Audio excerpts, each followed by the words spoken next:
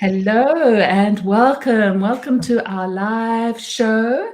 Let me introduce you to my co-hosts. I am joined this morning by Trish in Montana. And Trish is Hello.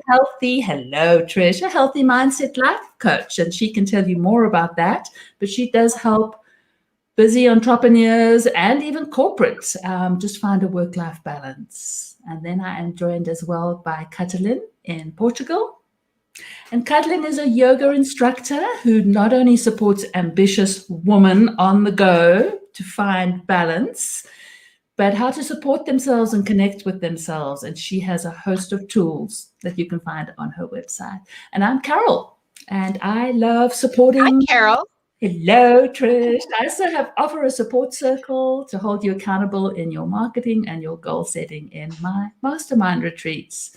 So happy Friday. And we are all part of your mastermind. You That's are. right. That's right. Yeah, and I love how we have stepped into this live broadcast and sitting here to share and enjoy what we're learning in our business with other people that are listening to us. So we are here on the first and the third Friday of every month. We'll even be here on New Year's Day. And our topic today is procrastination.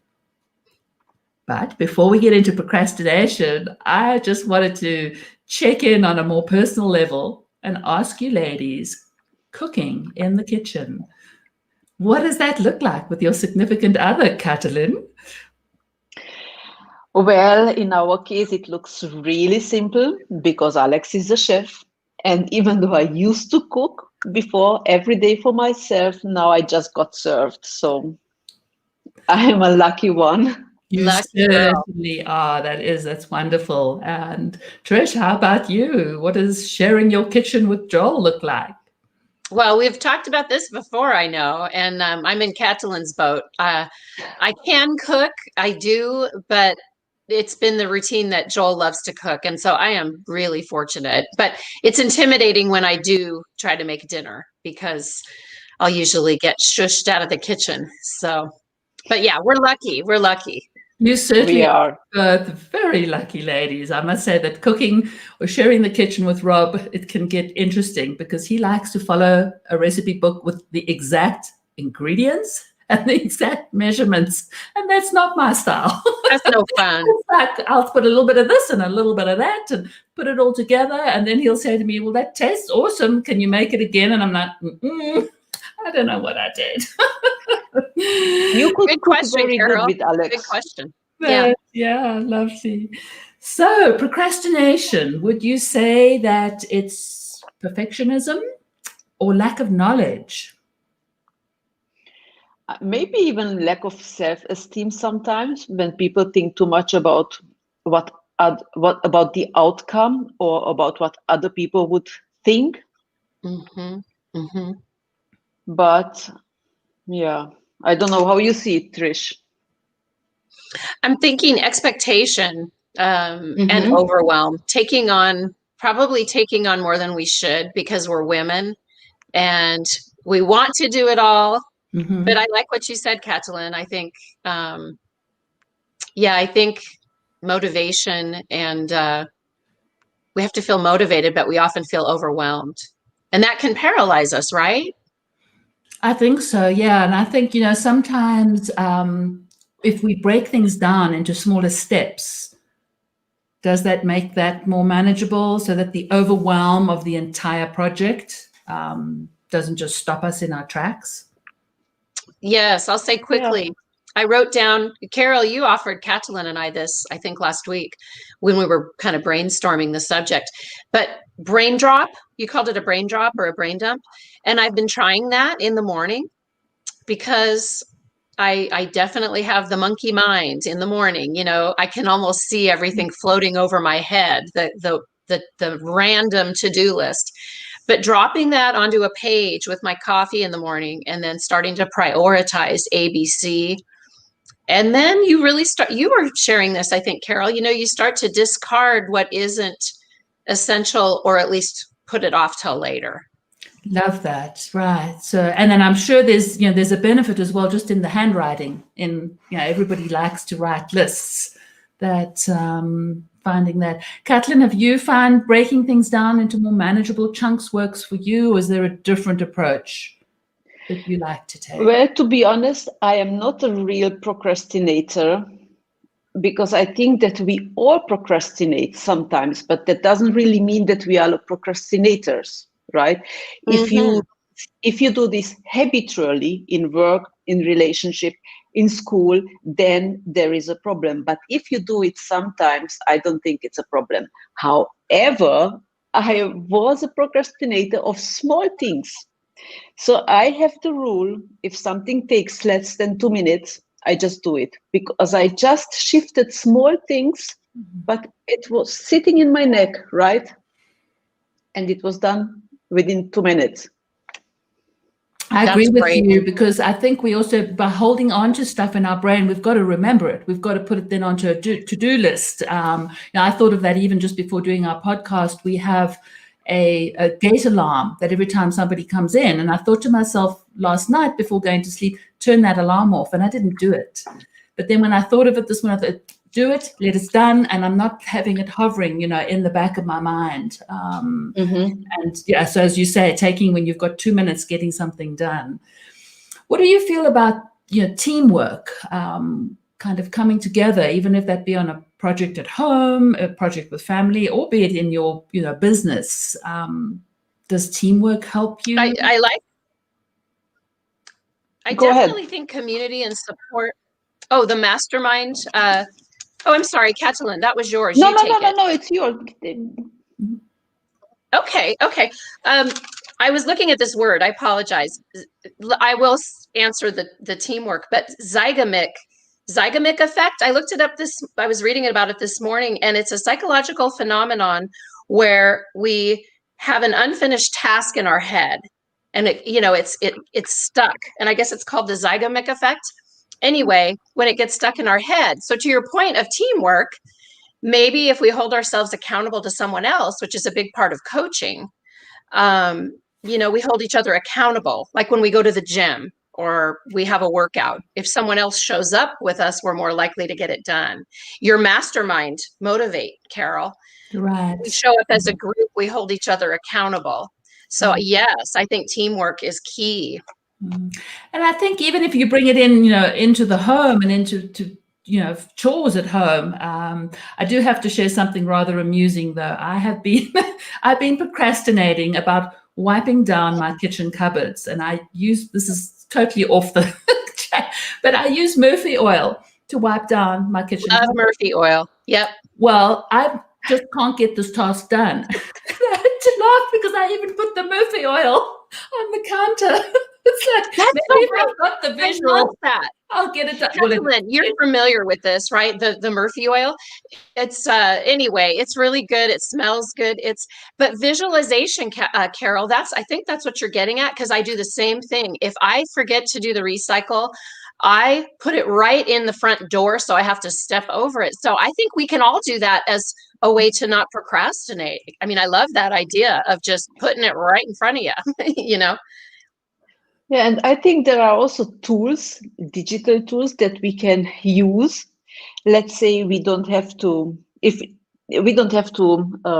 surf the web for hours to find something. We can set a system to drop us out after 10 minutes.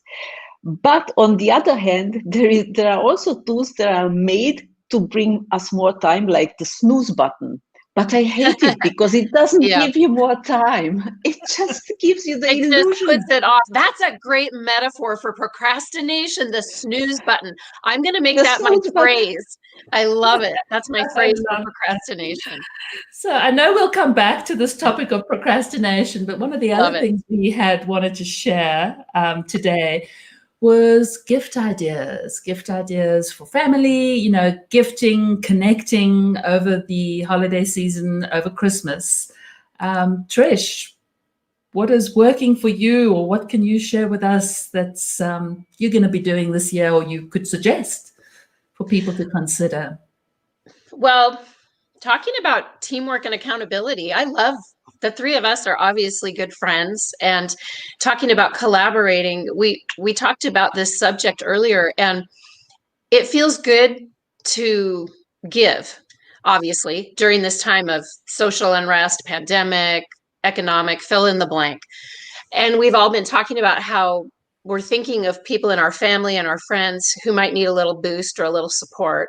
And so I am going to write out Christmas cards this year and actually not just sign my name, but put a handwritten message. And it's simple, it's not expensive. And we don't get Christmas cards in the mail as much as we used to. So it can make that connection where we don't have a human connection. And also it brings me joy to think about, what other people are doing. So, but I have to put it on my to-do list so I don't hit the snooze button. And I know we've also got to think of the whole, postal services not being overwhelmed and getting stuff to the post office as soon as we can. I know, Katalin, you were recently getting gifts off to your family in Hungary. And my question would be, do you find yourself this year wanting to gift more, wanting to connect more? Do you find it different to previous years? Different, yes, because I call my parents much more regularly than normally. And usually I have the philosophy not to be very regular with them, because if I forget, then they will worry. But now I call them every week to give them the feeling that I'm there for them, because they are together in the house. So yes, I am reaching out more often and more regularly to my family. And I think, I was just recently making a list of things that I'm grateful for in 2020, and I was quite surprised. I moved on to 2 pages. And I love it. There's just things that we are reconnecting with family, realizing how important that time is that we need to spend with them. The other element that I'd like to talk about with gifting and thinking, as we look at sort of creative ways of doing things together, over the holiday season. I mean, I know things like doing a Zoom call with a trivia challenge, or, coming together like we did with our spouses and, sharing a happy hour together. And then that was fun. It was fun. And then there's also, supporting small businesses. So, I think that there are different ways that one can support small businesses. I know for a lot of them, it's difficult for them to be online and necessarily package up things and sell them. But there certainly are craftsmen, I know places like Etsy, that you can do something like that. And then even gifting to our fellow women entrepreneurs. Katalin, I know you do gift cards. Am I correct on your site? I do gift cards, yes, that can be redeemed with any product that I'm offering. And I'm also in private, I will try to support small businesses, either with ordering on Etsy, as I said, or small things from people who don't even have an Etsy shop, or purchasing vouchers or gift cards or services that you are also offering, right, Carol? Because this is how we can support this small community. Yes. Look, Amazon did its best year, right? Those who are suffering are the small ones, and this is why we should really rethink where we purchase our gift is. It's easier to go to Amazon, I know. Absolutely. And I mean, there are even tools, especially when we do have family, I have family spread across 4 continents. And so sending gifts around the world, sometimes you want to rely on the easy way to do that. But one can, even engage the help. I have done that previously, of somebody who's in that country, getting them, reimbursing them, and then letting them, hand deliver that gift to that person. And how does that work, Carol? Is that like a local delivery company, that kind of thing? That's just calling in on a friend's help. So, for instance, my mother-in-law is still in South Africa. She has close friends that I'm in touch with. I can ask them, would you mind going and I love it. Chocolates and, doing some things and wrapping them, and then I can just reimburse them. And so that puts a personal touch. But doorstep delivery, I was thinking about that the other day, because I'm not sure. I think Carol might be familiar. Do they have Meals on Wheels in Portugal? Something similar, Katalin, for seniors. So that was giving me the idea that connections we can make with the elderly or with people who are really isolated and have been even before the pandemic, those kinds of things. We can support local businesses by doing food delivery, having it delivered with a special note from us, just like flowers. So maybe we reinvent the way that we would deliver flowers and just have them add a note. And I know you guys are just as creative this way, where think of a small business, call them up. If they don't have a gift card, go, well, will you deliver it if I pay for it? Mhm. And you know they Right. will. So help them help themselves, you know. Exactly. Get creative. That, yeah. Mhm. So coming back to procrastination, I'm going to put you ladies on the spot and just to share some action or a tip for our listeners or those that might be watching us. Trish, is there an item that you were procrastinating on and you managed to conquer it? And how did you do that? I was feeling anxiety heavily, like every one of us on the planet had to be when the pandemic started, and completely started backing off my exercise routine. And it wasn't really, it was sort of in my normal, like you get up in the morning, I would do something 3 or 4 days a week. I added Katalin's yoga, which I love. I do that twice a week. But I've also started walking. And so I would say my procrastination was because I was feeling so low. I didn't feel like, I think we talked about the right word for what procrastination is. I felt resistance. But I also felt worse and worse emotionally. So my point is, I thought I'm going to start walking. I'm not much of a walker. We hike, we bike, we paddleboard. But I started walking. And then a friend with our masks on, she met me. We started walking. So anyway, connectivity, but also accomplishing an exercise. So back to your point, Carol, of teamwork. And now I walk 3 days a week, 3 days a week now. And there's an added benefit to the walking is the release of creative juices. So we get creative when we're walking. Real quickly, so the listeners know, and then I'll be quiet. But just so the listeners know, I call Katalin and Carol pretty often on WhatsApp. And lately, after my walks, I've been leaving these ideas like, what if we do this? What if we do that? So creative juices. Yeah, absolutely. Yeah. Very good. How about you? Has there been something that you perhaps conquered in the last week or two? No, as I said, I'm not really a procrastinator, and my tip was this: the 2 minutes rule. If something takes, because I just shift small things, but now I look at my calendar or at my to-do list of the day, and if there are small things that takes less than 2 minutes, and I will do it right away instead of saying afterwards, and next day, tomorrow. Love it. Yeah. Well, I have to share a win. I have been procrastinating about making a mini course, and I signed up for Thinkific probably a year ago. And it's called Thinkific? Thinkific. And there's a free option. Yeah.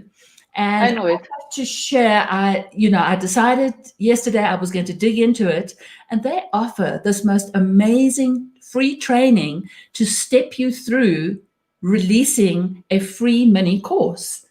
So I thought, I'm closing all the tabs on my computer and I am focusing on this task until I get it done. And it was tempting to kind of go here, do this. Oh, yeah.